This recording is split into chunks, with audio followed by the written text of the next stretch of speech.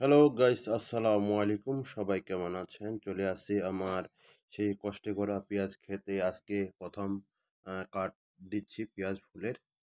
তো আপনারা দেখুন যে পেঁয়াজ ফুলগুলা কিভাবে আমরা বাছাই করে সুন্দর করে কাটতেছি।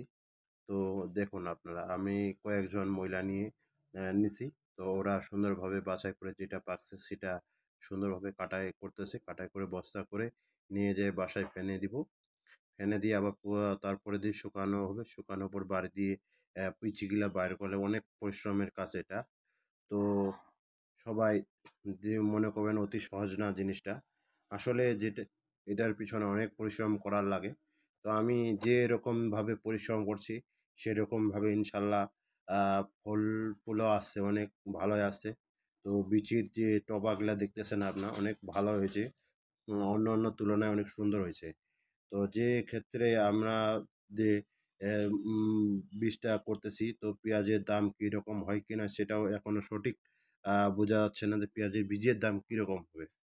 তো আপনারা দেখতে পাচ্ছেন কাকি তো আমার সেই পেঁয়াজগুলা কাটতেছে। আর আপনারা দেখতে অনেক লোক নিছি। প্রায় ৫ থেকে ৬ জন লোক নিছি। আর তারপরে আমি আছি, আমার সাথে আরেকটা বড় ভাই আছে। তো সবাই ভালো থাকবেন। আসসালামু আলাইকুম।